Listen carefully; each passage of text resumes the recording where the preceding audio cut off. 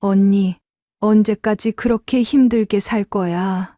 골프 모임 나와서 사람도 좀 만나고 숨 좀 쉬어요. 저는 68세 박은정입니다. 전화기를 귀에 댄 채로 한참을 말없이 서 있었어요. 부엌 형광등이 윙윙 울렸고 식탁 위 약통은 뚜껑이 반쯤 열린 채로 굴러다녔습니다. 달력엔 병원 날짜가 빨간 동그라미로 겹쳐 있었고 저는 그 동그라미를 손끝으로 한 번 문지르다 말았어요. 골프 모임이요? 저는 입만 벙긋거렸습니다. 사별한 지 3년, 집은 조용한데 제 몸은 자꾸 삐걱거렸어요. 새벽에 눈이 떠지고 밥을 차려도 젓가락이 오래 멈췄죠. 친구는 운동하러 나가자고 했지만 제 귀에는 혼자 있지 말라는 말로 들렸습니다. 숨을 한 번 삼키고 저는 겨우 말했어요. 딱 한 번만 나가보겠다고요. 그 말이 나오자마자 심장이 먼저 뛰었습니다. 괜찮아질 것 같으면서도 한편으로는 누가 제 빈자리를 훤히 들여다볼까 겁이 났어요. 그때는 몰랐습니다. 그날 제가 코트를 챙겨 입고 나가게 되는 그곳에서 보호자라는 단어 앞에 한참을 멈춰 서게 될 줄은요. 골프장 입구 철제문이 끼익 열렸어요. 안쪽에서는 공이 천천히 굴러가는 소리가 났고 벤치에 앉은 분들이 웃으며 무언가 나누고 계셨죠. 친구 미자가 손을 흔들었고 저는 가방을 어깨에 메고 조심스럽게 안으로 들어갔습니다. 그때 한 분이 먼저 다가왔어요. 키는 제 전 남편보다 조금 작았고 점퍼 지퍼를 목까지 올린 모습이었습니다. 그분이 제 가방을 보더니 말을 건넸어요. 가방은 자기가 들겠다고, 처음 오시면 무거우니까 자기가 챙기겠다고 하더라고요. 저는 괜찮다고 손을 저었지만 그분은 이미 제 가방 손잡이를 잡고 계셨어요. 목소리가 낮고 차분했습니다. 제 남편이 약 먹으라고 말할 때 쓰던 그 톤과 비슷했죠. 미자가 소개를 해줬어요. 이분이 오성훈 씨라고 올해 65이고 이 모임 오래 나오신 분이라고 했습니다. 성훈 씨는 제 손을 보더니 핫팩 하나를 건넸어요. 손이 차가워 보인다고 요즘 날씨가 추우니까 이거 쥐고 있으면 좋다고 하더라고요. 핫팩을 받아쥐는 순간 남편이 겨울마다 제 손을 감싸주던 기억이 스쳐 지나갔습니다. 가슴이 먹먹했지만 입술만 살짝 움직였어요. 코트로 나가니 하늘이 회색빛으로 낮게 깔려 있었습니다. 공은 생각보다 가벼웠고 클럽을 쥔 손엔 힘이 들어가지 않았어요. 성훈 씨가 옆에서 천천히 자세를 알려줬죠. 팔꿈치는 이렇게 펴고 허리는 조금만 숙이면 된다고 했습니다. 그분 목소리는 재촉하지 않았어요. 저는 공을 쳤고 공은 비틀거리며 옆으로 굴러갔습니다. 성훈 씨가 웃으며 말했어요. 처음엔 다 그렇다고 자기도 처음엔 공이 뒤로 가기도 했다고 하더라고요. 그 말에 미자와 다른 분들도 웃었고 저도 따라서 입꼬리가 올라갔습니다. 오랜만에 웃는 제 얼굴이 어색하게 느껴졌어요. 1시간쯤 치고 나니 벤치에 앉게 됐습니다. 성훈 씨가 물병 뚜껑을 열어서 제게 건넸어요. 물을 마시는데 목구멍이 메말라 있었던 게 느껴졌죠. 그분은 제 옆에 앉아서 하늘을 보고 있었습니다. 말을 걸지 않았어요. 그냥 같이 앉아 있는 거였죠. 모임이 끝나고 주차장으로 나왔을 때였어요. 성훈 씨가 다른 분들 앞에서 저를 우리 누님이라고 불렀습니다. 박은정 누님은 처음이시니까 다들 잘 챙겨달라고 자기가 먼저 신경 쓰겠다고 하더라고요. 사람들이 고개를 끄덕이며 웃었고 미자는 저를 보며 사람 괜찮지 않냐고 물었습니다. 저는 대답 대신 고개만 끄덕였어요. 버스를 기다리는데 성훈 씨가 다시 다가왔습니다. 다음 주에도 나오냐고 나오면 자기가 또 가방 들어주겠다고 했어요. 저는 생각해 보겠다고 말했지만 그분은 이미 괜찮다는 듯이 손을 흔들고 있었습니다. 집에 돌아와 현관문을 열었어요. 불을 켰지만 집은 여전히 조용했습니다. 약통이 식탁 위에 그대로 있었고 달력의 빨간 동그라미도 그 자리에 있었죠. 저는 가방을 내려놓고 부엌으로 갔어요. 냉장고 문을 열었다가 닫았습니다. 별로 먹고 싶은 게 없었어요. 그날 저녁 미자한테 전화가 왔습니다. 오늘 어땠냐고, 성훈 씨가 친절하지 않았냐고 물었어요. 저는 그렇다고 좋은 분 같다고 말했습니다. 미자가 웃으며 말했죠. 성훈 씨도 혼자 사신다고 배우자 먼저 보내고 3년 됐다고 하더라고요. 저와 비슷한 상황이라는 말이 이어졌습니다. 전화를 끊고 나니 방이 더 조용하게 느껴졌어요. 저는 침대에 누워 천장을 봤습니다. 성훈 씨가 건넨 핫팩은 이미 식어 있었지만 제 손에는 아직 그 따뜻함이 남아있는 것 같았어요. 남편이 세상을 떠난 뒤로 누군가 제 손을 먼저 봐준 사람이 없었습니다. 다음 주가 됐어요. 저는 또 파크 골프장에 나갔습니다. 성훈 씨는 약속대로 제 가방을 들어줬고 이번엔 장갑도 하나 더 챙겨왔더라고요. 자기 집에 새 장갑이 남아서 가져왔다고 누님 손 작으니까 이게 맞을 거라고 했습니다. 장갑을 끼는데 손가락 끝이 딱 맞았어요. 그날 공을 치는데 성훈 씨가 옆에서 계속 응원했습니다. 잘한다고, 이번엔 멀리 갔다고, 자세가 좋아졌다고 하더라고요. 저는 그 말들이 부담스러우면서도 기분이 나쁘지 않았습니다. 오랜만에 누군가 제 행동을 지켜보고 있다는 느낌이었어요. 벤치에 앉았을 때 성훈 씨가 물었습니다. 혼자 사는 게 어떠냐고, 힘들지 않냐고 하더라고요.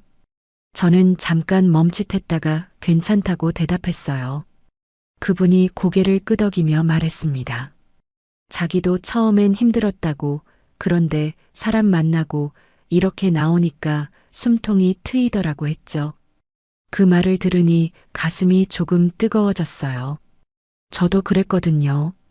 집에만 있으면 벽이 점점 좁아지는 것 같았고 나가야 한다는 생각만 맴돌았습니다. 성훈 씨는 제 표정을 보고 있었어요. 말을 더하지 않았지만 그분도 이해한다는 눈빛이었습니다. 모임이 끝나고 성훈 씨가 제안을 했어요. 다음 주에 같이 저녁 먹을 수 있냐고 근처에 괜찮은 국밥집이 있다고 하더라고요. 저는 망설였습니다. 미자가 옆에서 가보라고 밥 한 끼 먹는 건데 뭐 어떠냐고 웃으며 말했어요. 저는 생각해 보겠다고 했지만 성훈 씨는 기다리겠다는 표정으로 고개를 끄덕였습니다. 집에 돌아와 거울을 봤어요. 제 얼굴이 조금 달라 보였습니다. 뺨에 혈색이 돌았고 눈가 주름도 덜 깊어 보였죠. 저는 약통을 열어 약을 먹고 달력을 다시 봤어요. 병원 날짜는 여전히 빨간 동그라미로 표시돼 있었지만 그 옆에 파크 골프 모임 날짜가 연필로 적혀 있었습니다. 그날 밤 잠이 잘 왔어요. 새벽에 눈이 떠지지 않았고 아침에 일어났을 때 몸이 한결 가벼웠습니다. 저는 부엌으로 가서 물을 마시고 창문을 열어 환기를 시켰어요. 바람이 차가웠지만 싫지 않았습니다. 다음 주 저는 성훈 씨와 저녁을 먹으러 나갔어요. 국밥집은 작았지만 따뜻했고 김이 모락모락 나는 그릇이 앞에 놓였습니다. 성훈 씨는 제가 먹기 편하게 물수건을 먼저 건넸고 김치를 덜어주기도 했어요. 저는 국물을 한 숟가락 떠서 입에 넣었습니다. 오랜만에 밖에서 먹는 밥이 따뜻했어요. 밥을 먹으면서 성훈 씨가 자기 얘기를 조금 했습니다. 배우자를 먼저 보내고 혼자 살게 됐다고, 처음엔 집이 너무 넓게 느껴졌다고 하더라고요. 저는 고개를 끄덕였어요. 저도 그랬거든요. 성훈 씨는 그래서 파크 골프를 시작했다고, 나오니까 사람도 만나고 하루가 좀 채워지더라고 했습니다. 저는 그분 말을 들으며 제 이야기도 조금 꺼냈어요. 남편이 세상을 떠난 뒤로 집에만 있었다고, 그런데 요즘은 밖에 나오는 게 조금 익숙해진다고 했습니다. 성훈 씨가 웃으며 말했어요. 그렇게 하나씩 적응하는 거라고, 자기도 그랬다고 하더라고요. 밥을 다 먹고 나왔을 때 하늘은 어두워져 있었습니다. 성훈 씨가 집까지 바래다 준다고 했지만 저는 괜찮다고 손을 저었어요. 버스 정류장까지만 같이 걸었습니다. 버스를 기다리는 동안 성훈 씨는 제 옆에 서서 말없이 있었어요. 버스가 왔을 때 그분이 말했습니다. 다음 주에 또 보자고, 파크 골프장에서 기다리겠다고 하더라고요. 버스 안에서 창밖을 봤어요. 성훈 씨는 손을 흔들고 있었고 저도 작게 손을 들어 올렸습니다. 버스가 출발하자 그분 모습이 점점 작아졌어요. 저는 핸드백 안에서 핫팩을 꺼냈습니다. 이번에도 성훈 씨가 건네준 거였어요. 아직 따뜻했습니다. 집에 도착해 불을 켰을 때 방은 여전히 조용했지만 예전만큼 무겁지 않았어요. 저는 약통을 챙기고 물을 마시고 침대에 누웠습니다. 잠들기 전 성훈 씨 얼굴이 떠올랐어요. 그분이 건넨 핫팩처럼 누군가의 친절이 이렇게 오래 남을 수도 있다는 게 낯설었습니다. 이 사람이 아니라 이 공기가 오랜만이라서 저는 어디까지 믿게 될까요? 그 뒤로 파크 골프 모임은 일주일에 2번으로 늘었어요. 성훈 씨는 매번 나왔고 저도 빠지지 않았습니다. 어느 날 벤치에 앉아 있는데 성훈 씨가 말을 꺼냈어요. 혼자 사는 게 외롭지 않냐고, 같이 살면 서로 의지가 되지 않겠냐고 하더라고요. 저는 깜짝 놀라서 그분을 봤습니다. 성훈 씨는 웃으며 말했어요. 갑자기 놀랐을 거라고, 그런데 자기는 진심이라고 했죠. 나이 들어 혼자 사는 게 얼마나 힘든지 안다고, 서로 챙기면서 살 수 있지 않겠냐고 하더라고요. 저는 대답을 못하고 물병만 만지작거렸습니다. 미자가 나중에 전화로 물었어요. 성훈 씨 제안 어떠냐고, 나쁘지 않은 분 같은데 생각해 보는 게 어떻겠냐고 했습니다. 저는 너무 빠른 것 같다고, 아직 준비가 안 됐다고 말했어요. 미자는 웃으며 말했죠. 우리 나이에 뭘 그렇게 오래 생각하냐고, 좋은 사람 만나면 그냥 가는 거라고 하더라고요. 한 달쯤 지나서 저는 성훈 씨 제안을 받아들였습니다. 깊게 생각한 건 아니었어요. 그냥 혼자 있는 게 지쳤고 누군가 곁에 있으면 덜 외로울 것 같았습니다. 성훈 씨는 좋아하며 제 손을 잡았어요. 잘 생각했다고, 자기가 잘해주겠다고 하더라고요. 결혼은 조촐하게 했습니다. 친척도 많이 부르지 않았고 모임 사람들만 몇 분 오셨어요. 성훈 씨는 그날 내내 웃었고 제 옆에 서서 사람들한테 인사를 시켰습니다. 사진을 찍을 때 성훈 씨가 제 어깨에 손을 올렸어요.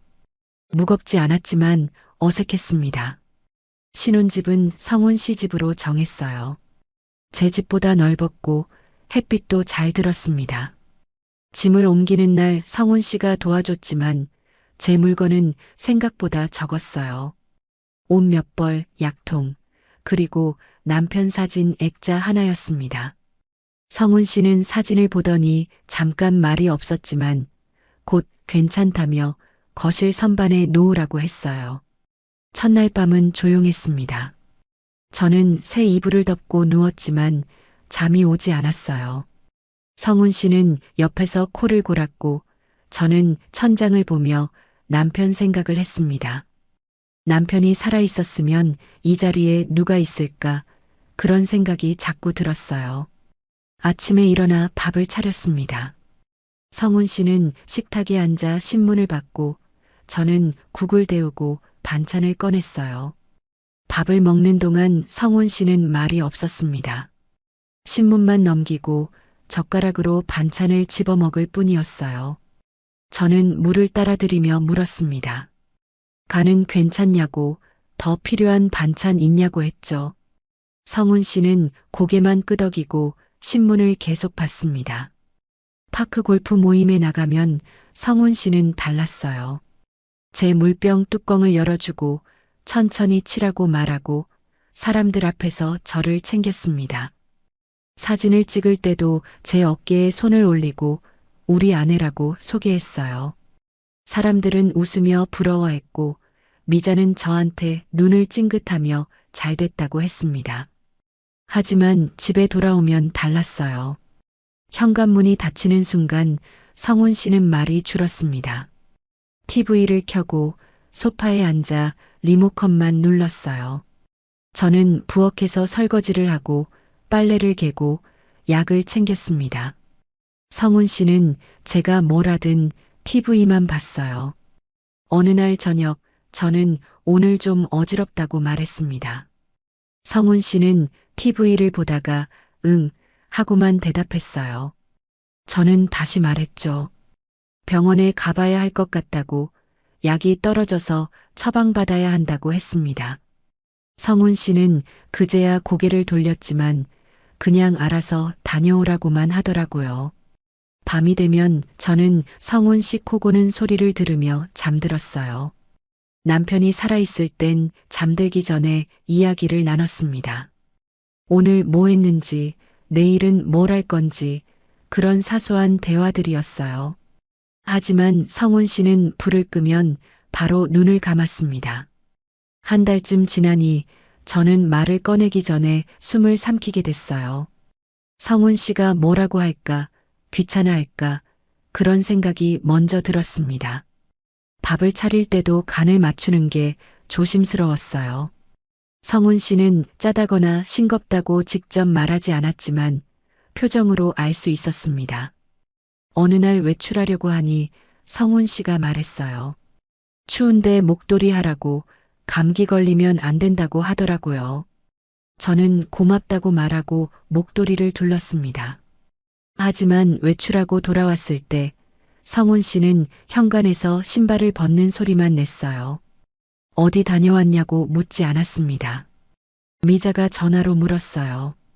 결혼 생활은 어떠냐고, 성훈 씨가 잘해주냐고 했습니다. 저는 잠깐 말을 멈췄다가 대답했어요. 괜찮다고, 좋은 사람이라고 했죠. 미자는 다행이라며 웃었지만 저는 전화를 끊고 나서 한숨이 나왔습니다. 밤에 약을 먹으려고 하는데 통이 비어 있었어요.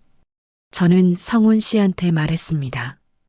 약이 떨어졌다고, 내일 병원 가야 한다고 했죠. 성훈 씨는 TV를 보다가 고개를 끄덕였지만 같이 가겠다는 말은 하지 않았습니다. 저는 약통을 다시 닫고 내일 혼자 갈 준비를 했어요. 부엌에서 설거지를 하는데 형광등이 깜빡거렸습니다. 저는 의자를 가져와 형광등을 갈아 끼우려고 했어요. 손이 닿지 않아 까치발을 들었지만 여전히 부족했습니다. 성훈 씨는 거실에서 TV 소리만 키웠어요. 저는 의자에서 내려와 형광등을 그냥 뒀습니다. 깜빡거려도 어둡진 않았고 굳이 지금 갈 필요는 없었어요. 성훈 씨한테 말을 꺼낼까 하다가 그냥 입을 다물었습니다. 도와달라고 하면 귀찮아할 것 같았어요. 밤에 잠들기 전 저는 남편 사진을 봤습니다. 남편은 웃고 있었고 저도 그 옆에서 웃고 있었어요. 언제 찍은 사진인지 기억이 나지 않았지만 저 얼굴이 편안해 보였습니다. 지금 제 얼굴은 어떨까? 거울을 보니 입술이 굳어 있었어요. 다음 날 아침 저는 밥을 차리고 성훈 씨를 불렀습니다. 성훈 씨는 세수를 하고 나와 식탁에 앉았어요. 밥을 먹는 동안에도 말이 없었고 젓가락이 그릇을 툭툭 치는 소리만 났습니다. 저는 물을 따라드리며 말했어요. 오늘 병원 간다고, 점심은 늦을 거라고 했죠. 성훈 씨는 고개만 끄덕이고 밥을 계속 먹었습니다. 병원에 가는 버스 안에서 창밖을 봤어요. 사람들이 걸어가고 차들이 지나갔습니다. 모두 어디론가 가고 있었지만 저는 어디로 가는 건지 잘 모르겠더라고요. 버스가 정류장에 멈췄고 저는 내려서 병원 쪽으로 걸었습니다. 저는 원래 무뚝뚝한 사람이라고 스스로를 설득할 수 있을까요? 병원 대기실은 사람들로 가득했어요. 번호표를 뽑아 들고 앉았는데 옆자리 할머니가 자꾸 기침을 하셨습니다. 저도 목이 간질간질했지만 참았어요. 기침을 하면 사람들이 쳐다볼 것 같았습니다. 스마트폰을 꺼내 성훈 씨한테 문자를 보냈어요. 병원 도착했다고, 진료 끝나면 연락하겠다고 썼습니다. 읽음 표시가 뜨지 않았어요. 아마 집에서 TV 보고 있을 거였습니다. 저는 핸드폰을 가방에 넣고 번호판을 다시 확인했어요. 1시간쯤 기다렸을까요? 제 기침이 자꾸 길어졌습니다. 손으로 입을 막았지만 멈추지 않았어요. 가방에서 물병을 꺼내 한 모금 마셨습니다. 목이 따끔거렸어요. 그때 옆에 앉아있던 남자분이 휴지를 건넸습니다. 괜찮으시냐고, 물 더 필요하면 정수기 저쪽에 있다고 하더라고요. 저는 고맙다고 말하고 휴지를 받았습니다. 그분은 아내분과 함께 온 것 같았어요. 아내분이 진료실에 들어가고 그분은 밖에서 기다리고 계셨습니다. 제 번호가 불렸어요. 진료실로 들어가니 의사 선생님이 차트를 보고 계셨습니다. 앉으라고 하셔서 의자에 앉았어요. 선생님이 물으셨죠. 요즘 어떠시냐고, 약은 잘 드셨냐고 하더라고요. 저는 그렇다고, 그런데 요즘 기침이 자주 난다고 말했습니다. 선생님이 청진기를 대고 숨을 쉬어보라고 했어요. 깊게 들이쉬었다가 내쉬었습니다. 선생님은 고개를 끄덕이며 뭔가 적으셨어요. 검사를 하나 더 해보자고, 오늘 피 뽑고 일주일 뒤에 결과 보러 오라고 하시더라고요. 진료실을 나와 접수 창구로 갔습니다. 직원분이 차트를 받아들고 컴퓨터를 두드렸어요. 그러다가 물으셨습니다. 보호자분 성함이 어떻게 되시냐고, 여기 칸이 비어 있다고 하시더라고요. 저는 잠깐 멈칫했어요. 보호자요? 직원분이 다시 말씀하셨습니다. 네, 혹시 모를 상황에 연락드릴 보호자분 성함하고 연락처 적어주셔야 한다고 하시더라고요. 저는 고개를 돌려 대기실을 봤습니다. 아까 그 남자분은 아내분과 함께 나가고 계셨어요. 성훈 씨 이름을 말해야 하나 생각했습니다. 하지만 입이 떨어지지 않았어요. 성훈 씨는 오늘 병원에 오지 않았고 제가 어떤 검사를 받는지도 모릅니다. 아침에 나올 때 그냥 다녀오라고만 했어요. 직원분이 기다리고 계셨습니다. 저는 입술을 한번 깨물고 말했어요. 그냥 제 이름으로 할게요. 직원분이 어리둥절한 표정으로 물으셨죠. 본인 성함으로요? 보통은 가족분 적으시는데 괜찮으시겠어요? 저는 고개를 끄덕였습니다. 괜찮다고, 그렇게 해달라고 했어요. 서류를 받아들고 체열실로 갔습니다. 의자에 앉아 팔을 내밀었어요. 간호사분이 알코올 솜으로 팔을 닦고 주사를 찔렀습니다. 피가 튜브로 올라가는 게 보였어요. 따끔했지만 참을 만했습니다. 체열이 끝나고 지혈용 솜을 붙였어요. 팔을 구부리고 복도로 나왔습니다. 사람들이 지나다니고 어디선가 아기 우는 소리가 들렸어요. 저는 벤치에 앉아 팔을 계속 구부리고 있었습니다. 핸드폰을 꺼냈어요. 성훈 씨한테서 문자가 한 통 와 있었습니다. 점심 먹고 오냐고, 집에 반찬 없으니까 사오라고 쓰여 있었어요. 저는 문자를 읽고 답장을 쓰려다 그냥 핸드폰을 껐습니다. 엘리베이터를 타고 내려갔어요. 병원 밖으로 나오니 바람이 차가웠습니다. 저는 목도리를 여미고 걸음을 옮겼어요. 주차장을 지나는데 아까 그 남자분 부부가 차에 타는 게 보였습니다. 남자분이 아내분의 가방을 들어주고 차 문을 열어주더라고요. 저는 그 모습을 보다가 고개를 돌렸습니다. 버스 정류장으로 걸어가는데 다리가 무거웠어요. 버스가 왔고 저는 맨 뒷자리에 앉았습니다. 창밖을 보니 병원 건물이 점점 멀어졌어요. 집에 도착해 현관문을 열었습니다.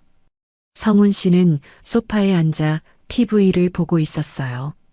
제가 들어왔는데도 고개를 돌리지 않았습니다. 저는 신발을 벗고 가방을 내려놓고 부엌으로 갔어요. 냉장고를 열었습니다. 반찬이 거의 없었어요. 성훈 씨가 사오라고 했던 게 생각났지만 저는 그냥 문을 닫았습니다. 식탁에 앉아 물을 마셨어요. 팔에 지혈솜이 벗겨질 것 같아 다시 눌렀습니다. 성훈 씨가 부엌으로 왔어요. 병원은 어땠냐고, 검사는 뭐 한다고 하던가 물었습니다. 저는 대답했어요. 피 뽑았다고, 일주일 뒤에 결과 나온다고 했죠. 성훈 씨는 그래 하고 냉장고를 열어 물을 꺼냈습니다. 그리고 다시 거실로 갔어요. 저는 식탁에 그대로 앉아 있었습니다. 형광등이 여전히 깜빡거렸고 저는 그 불빛을 보고 있었어요. 보호자란에 제 이름을 쓴 게 자꾸 생각났습니다. 왜 성훈 씨 이름을 쓰지 못했을까? 그게 맞는 건데 왜 입이 떨어지지 않았을까? 그런 생각들이 맴돌았어요. 저녁을 차렸습니다. 라면을 끓이고 김치를 꺼내고 밥을 데웠어요. 성훈 씨를 불렀고 성훈 씨는 식탁에 앉았습니다. 밥을 먹는 동안 말이 없었어요. 젓가락 소리만 들렸습니다. 밥을 다 먹고 성훈 씨가 말했어요. 다음부턴 이런 얘기 사람들 있는 데서 하지 말라고, 병원 간다는 얘기 모임에서 하면 사람들이 걱정한다고 하더라고요. 저는 고개를 들어 성훈 씨를 봤습니다. 여긴 사람 없다고, 집인데 왜 그런 말을 하냐고 물으려다가 입술만 닫았어요. 설거지를 하고 약을 챙겼습니다. 새로 받은 약봉투를 뜯어 알약을 꺼냈어요. 물과 함께 삼키는데 목이 메었습니다. 기침이 다시 올라왔지만 참았어요. 밤에 침대에 누웠습니다. 성훈 씨는 벌써 잠들었고 코 고는 소리가 들렸어요. 저는 천장을 보며 오늘을 떠올렸습니다. 접수창구의 직원분, 보호자란, 제 이름, 그리고 엘리베이터 안에서 성훈 씨가 한 말. 옆에 앉아 있는 사람과 내 편인 사람은 정말 같은 걸까요? 일주일 뒤 병원에서 연락이 왔어요. 검사 결과가 나왔으니 방문하라고 했습니다. 저는 성훈 씨한테 말했어요. 오늘 병원 가야 한다고, 결과 들어야 한다고 했죠. 성훈 씨는 고개를 끄덕이며 알았다고 했지만 같이 가겠다는 말은 없었습니다. 혼자 병원에 갔어요. 진료실에서 선생님이 차트를 보며 말씀하셨습니다. 큰 문제는 없다고, 다만 면역력이 많이 떨어져 있으니 조심하라고 하시더라고요.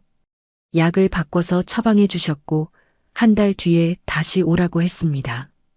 집에 돌아왔을 때 성훈 씨가 물었어요. 뭐래 하고 짧게 물었습니다. 저는 괜찮다고, 약만 바꿔서 먹으면 된다고 대답했어요. 성훈 씨는 그래 하고 다시 TV를 켰습니다. 그날 저녁 파크 골프 모임 단톡방에 메시지가 왔어요. 다음 주 모임 날짜 정한다고, 다들 시간 맞는지 확인하자고 했습니다. 성훈 씨가 먼저 답장을 보냈어요. 우리 아내 몸이 약해서 제가 신경 쓰고 있다고, 그래도 모임엔 나가려고 한다고 썼더라고요.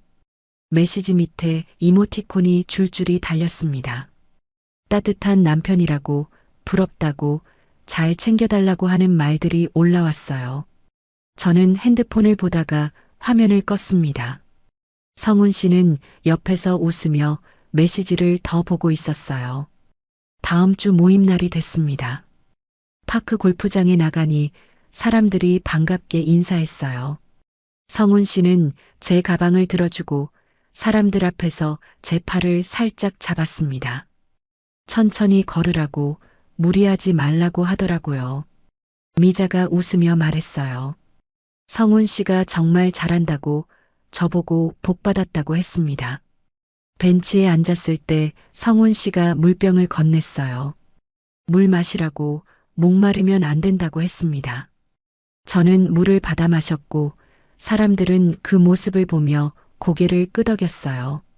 성훈 씨는 계속 웃고 있었습니다. 모임이 끝나고 집으로 돌아왔어요. 현관문이 닫히자 성훈 씨는 가방을 툭 던지듯 내려놓았습니다. 신발을 벗고 거실로 갔어요. 저는 가방을 정리하고 부엌으로 갔습니다. 저녁을 준비하는데 성훈 씨가 부엌으로 왔어요. 냉장고를 열어 반찬통을 꺼내보더니 말했습니다. 냄새 좀, 창문 열어. 저는 손을 멈추고 성훈 씨를 봤어요. 어떤 냄새냐고 물으려다가 그냥 창문으로 갔습니다. 창문을 여니 겨울바람이 들어왔어요. 차가웠습니다. 저는 반찬을 꺼내고 국을 데우고 밥을 퍼냈어요. 성훈 씨는 식탁에 앉아 핸드폰만 보고 있었습니다. 밥을 먹는 동안 창문은 열린 채였어요. 저는 추웠지만 말하지 않았습니다. 성훈 씨가 밥을 다 먹고 나서야 창문을 닫아도 된다고 했어요.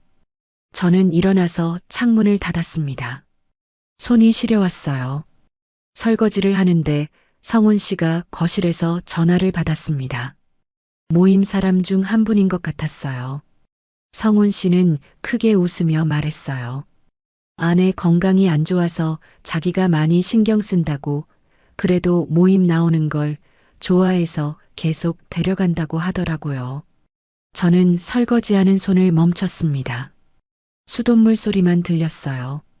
성훈 씨는 계속 전화하고 있었고 저는 물을 끄고 수건으로 손을 닦았습니다. 약을 먹으려고 봉투를 꺼냈어요. 새로 받은 약이 생각보다 많았습니다. 알약을 손바닥에 올려놓고 물을 마셨어요. 목구멍을 넘어가는 게 느껴졌습니다. 밤에 침대에 누웠을 때 성훈 씨가 말했어요.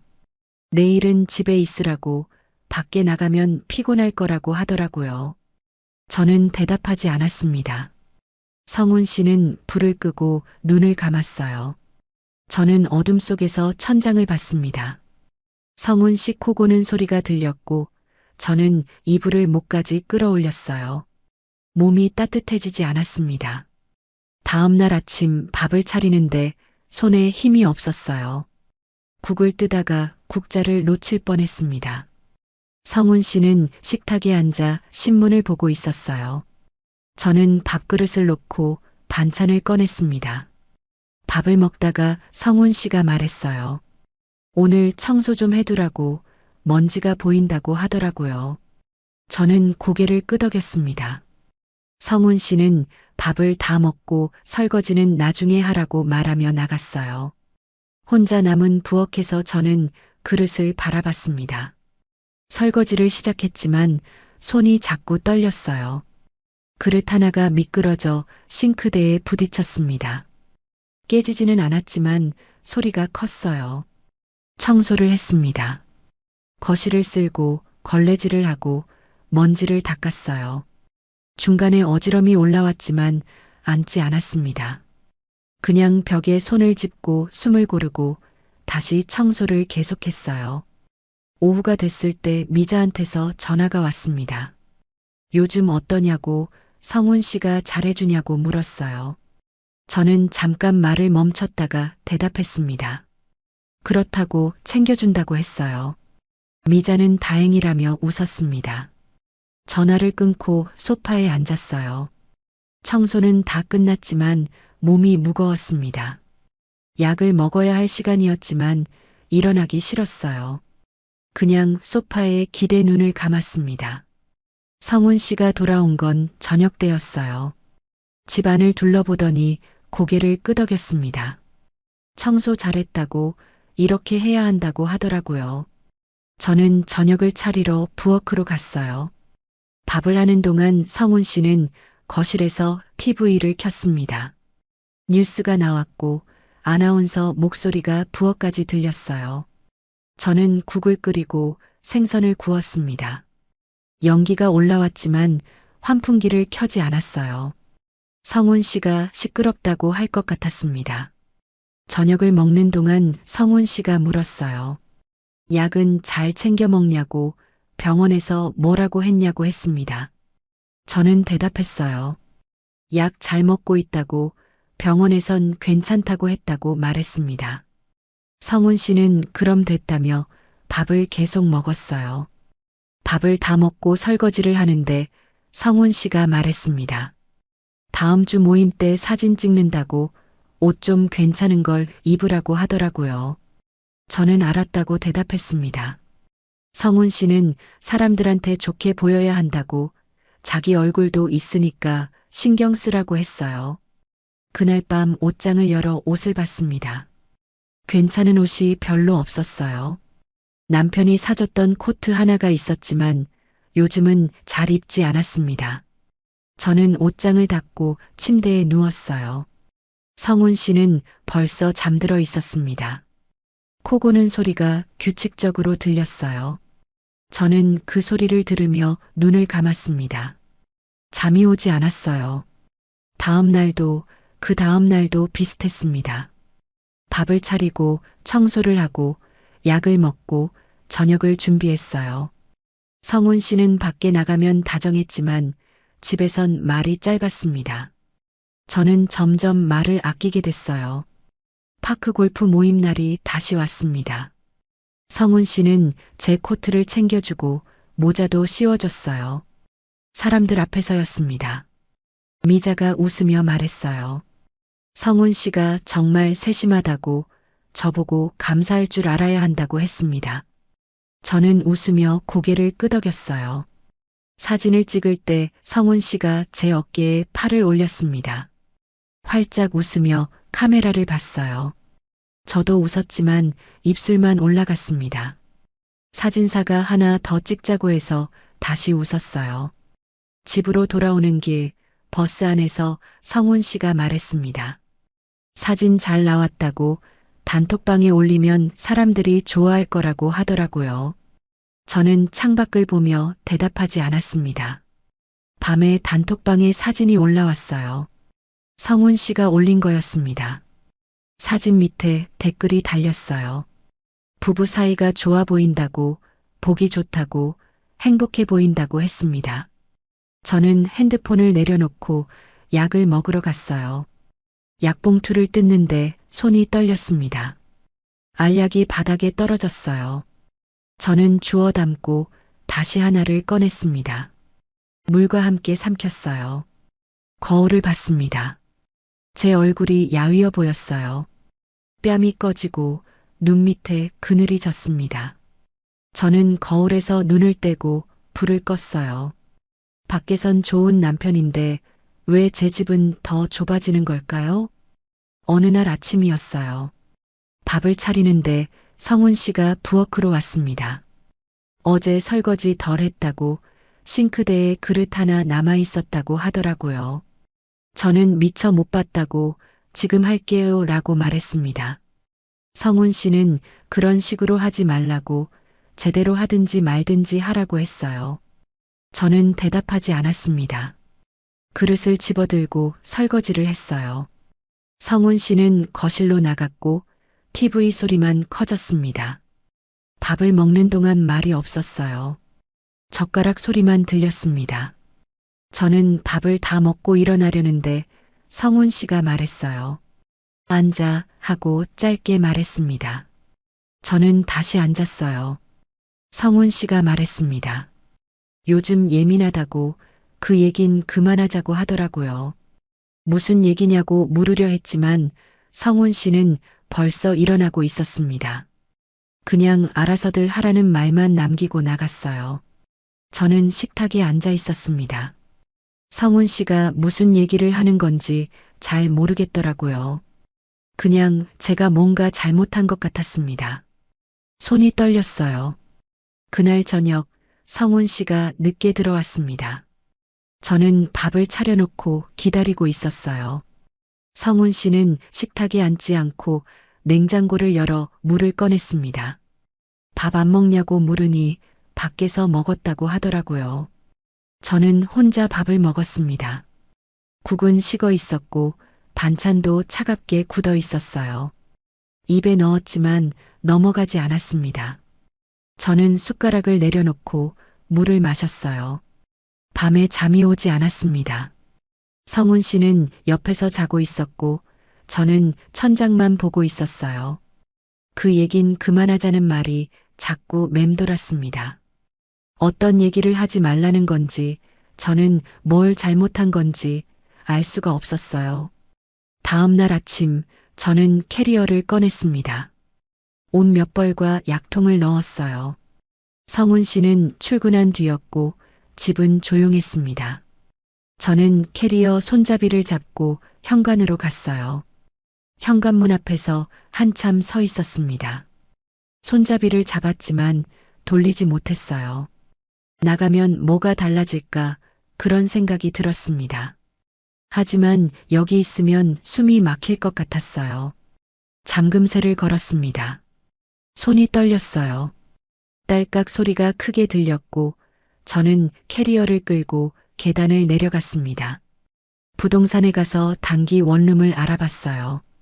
한 달 단위로 계약할 수 있는 작은 방이 있었습니다.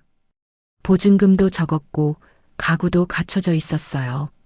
저는 그 방으로 정했습니다. 방은 좁았습니다. 침대 하나, 접이식 테이블 하나, 작은 부엌이 전부였어요. 저는 캐리어를 열고 옷을 꺼냈습니다. 옷장에 걸고 약통을 테이블 위에 놓았어요. 창문을 열었습니다. 바람이 들어왔고 밖에서 차 지나가는 소리가 들렸어요. 저는 테이블에 앉아 방을 둘러봤습니다. 아무것도 없었지만 답답하지 않았어요. 핸드폰을 꺼냈습니다. 성훈 씨한테서 전화가 와 있었어요. 5통이나 있었습니다. 저는 전화를 받지 않았어요. 문자를 보냈습니다. 며칠 혼자 있을 거라고 연락하지 말아달라고 썼어요. 곧 전화가 다시 왔습니다. 저는 핸드폰을 뒤집어 놓고 침대에 누웠어요. 천장이 낮았지만 편안했습니다. 숨을 한번 길게 뱉었어요. 저녁이 됐을 때 밖으로 나갔습니다. 근처 편의점에서 김밥 하나를 샀어요. 방으로 돌아와 김밥을 먹었습니다. 맛이 없었지만 배는 채워졌어요. 밤에 이불을 펴는 소리만 컸습니다. 저는 이불을 덮고 눈을 감았어요. 성훈 씨 코 고는 소리가 들리지 않았습니다. 조용했어요. 다음 날 아침 미자한테서 전화가 왔습니다. 어디 있냐고 성훈 씨가 찾는다고 하더라고요. 저는 잠깐 혼자 있는 거라고 괜찮다고 말했습니다. 미자는 무슨 일 있냐고 물었지만 저는 아무 일 없다고만 대답했어요. 전화를 끊고 창밖을 봤습니다. 사람들이 출근하고 있었어요. 저도 나가야 하나 생각했지만 몸이 움직이지 않았습니다. 그냥 창가에 앉아 밖을 보고 있었어요. 오후쯤 됐을 때 파크골프 모임 단톡방에 메시지가 떴습니다. 성훈 씨가 올린 거였어요. 요즘 아내가 예민해서 자기가 조심하고 있다고 모임엔 나가려고 하는데 컨디션 봐서 결정하겠다고 썼더라고요. 댓글이 달렸습니다. 힘내라고, 잘 챙겨주라고, 여자들은 원래 그렇다고 하는 말들이었어요. 저는 핸드폰을 내려놓았습니다. 며칠 뒤 미자가 다시 전화했어요.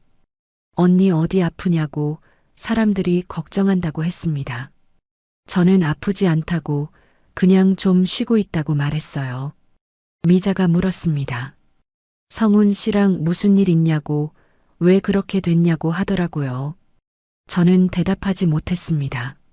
뭐라고 설명해야 할지 몰랐어요. 싸운 것도 아니고 큰일이 있었던 것도 아닙니다. 그냥 숨이 막혀서 나온 거였어요. 미자는 말했습니다. 성훈 씨가 많이 속상해한다고 언니가 갑자기 나가서 당황했다고 하더라고요. 모임 사람들도 걱정한다고 빨리 돌아가는 게 좋겠다고 했습니다. 전화를 끊고 저는 테이블에 앉았어요. 약통을 열어 약을 먹었습니다. 물을 마시는데 손이 떨렸어요. 저녁 때 성훈 씨한테서 문자가 왔습니다. 언제 집에 오냐고 사람들이 다 물어본다고 썼더라고요. 저는 답장을 쓰지 않았습니다. 밤에 침대에 누워 생각했어요. 집을 나온 사람이 된 순간 모임에서도 자리를 잃은 것 같았습니다. 사람들은 제가 왜 나왔는지 묻지 않았어요. 그냥 언제 돌아가냐고만 물었습니다. 일주일쯤 지났을 때 단톡방에서 나왔습니다. 더 이상 메시지를 보고 싶지 않았어요. 성훈 씨 이름도 사람들 격려도 아무것도 보고 싶지 않았습니다. 방에 혼자 있는 시간이 길어졌어요. 밖에 나가지 않았고 편의점에서 사온 음식만 먹었습니다. 약은 계속 챙겨 먹었어요. 어느 날 거울을 봤습니다. 제 얼굴이 더 야위어 보였어요. 눈은 푹 꺼지고 입술은 갈라져 있었습니다. 저는 거울에서 눈을 돌렸어요. 창밖을 보니 비가 내리고 있었습니다. 빗소리가 창문을 두드렸어요. 저는 창가에 앉아 비를 보고 있었습니다. 오래 그렇게 앉아 있었어요. 집을 나온 사람이 되는 순간 모임에서도 설 자리를 잃게 될까요? 한 달이 지났습니다. 원룸 계약을 연장할지 고민하고 있었어요. 부동산에서 연락이 왔고 저는 한 달 더 있겠다고 말했습니다. 병원에서도 연락이 왔어요. 정기 검진 날짜가 다가온다고 예약을 확인하라고 했습니다. 저는 달력을 봤어요. 빨간 동그라미가 그려진 날이 이틀 뒤였습니다. 병원에 가는 날 저는 일찍 일어났어요. 씻고 옷을 입고 가방을 챙겼습니다. 약통도 넣고 건강보험증도 챙겼어요. 거울을 한번 보고 방을 나섰습니다. 버스를 타고 병원으로 갔어요. 창밖을 보니 하늘이 맑았습니다. 사람들이 걸어가고 차들이 지나갔어요. 저는 핸드백을 무릎에 올려놓고 가만히 앞을 봤습니다. 병원에 도착해 접수를 했어요. 직원분이 차트를 꺼내며 물었습니다. 보호자분 연락처 그대로 둘까요? 아니면 바꾸실 건가요? 저는 잠깐 멈췄습니다. 주민센터에 다녀온 게 생각났어요. 며칠 전이었습니다. 긴급 연락처를 정리하러 갔었어요. 직원분이 물었습니다. 배우자분 맞으시냐고 그대로 두면 되냐고 했죠. 저는 그때 말했습니다. 아니요, 제 이름으로 정리할게요. 직원분이 다시 물었어요. 본인 성함으로 하시는 거 맞으시냐고 보통은 가족분 적으시는데 괜찮으시냐고 했습니다. 저는 고개를 끄덕였어요. 괜찮다고 그렇게 해달라고 말했습니다. 서류를 받아들고 나왔을 때 손이 떨렸어요. 하지만 가슴은 조금 가벼웠습니다. 제 이름이 적힌 서류를 가방에 넣고 집으로 돌아왔어요. 병원 접수 창구에서 저는 직원분께 말했습니다. 바꾸겠다고 제 이름으로 하겠다고 했어요. 직원분이 알겠다며 컴퓨터를 두드렸습니다. 새 서류를 내밀었고 저는 보호자란에 제 이름을 적었어요. 펜을 쥔 손에 힘이 들어갔습니다. 이름을 한 글자씩 또박또박 썼어요. 다 쓰고 나서 그 이름 옆에 동그라미를 쳤습니다. 그 동그라미는 남편도 성훈 씨도 아니었어요. 제가 제 편이 되는 표시였습니다. 진료를 받고 나왔습니다. 별다른 문제는 없었어요.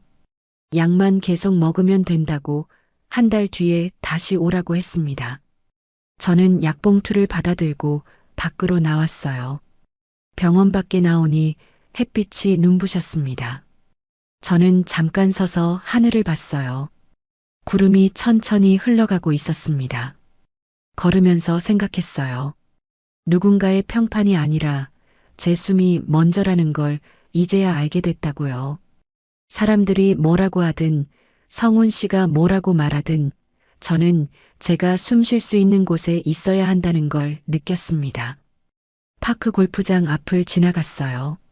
철제문이 열려 있었고 안에서 공 굴러가는 소리가 들렸습니다. 저는 멈춰서서 안을 봤어요. 사람들이 공을 치고 벤치에 앉아 이야기를 나누고 있었습니다. 저는 철제문을 밀고 안으로 들어갔습니다. 코트 옆 벤치에 앉았어요. 아무도 저를 알아보지 못했습니다. 그냥 지나가는 사람처럼 보였을 거예요. 벤치 옆에 공 하나가 굴러와 있었습니다. 저는 그 공을 집어들었어요. 손바닥에 올려놓고 한참 보다가 천천히 앞으로 굴렸습니다. 공이 잔디 위를 굴러갔어요. 빠르지도 느리지도 않게 굴러갔습니다. 누가 보고 있는지 신경 쓰지 않았어요.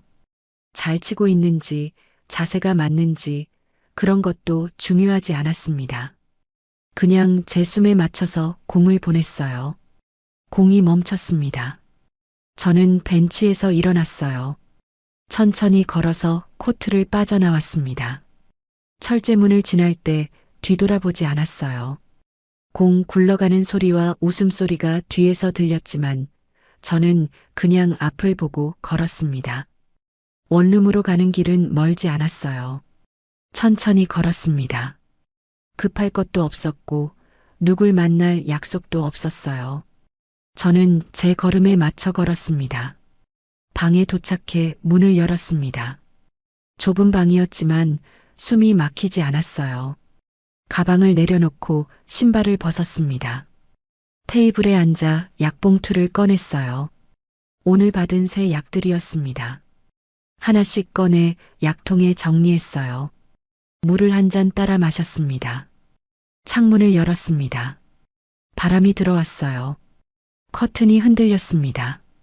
저는 창가에 서서 밖을 봤어요.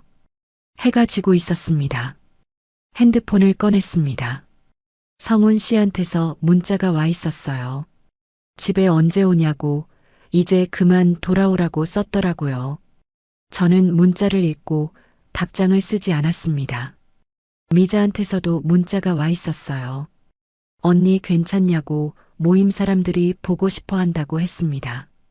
저는 그 문자도 답장하지 않았어요. 저녁을 간단히 먹었습니다.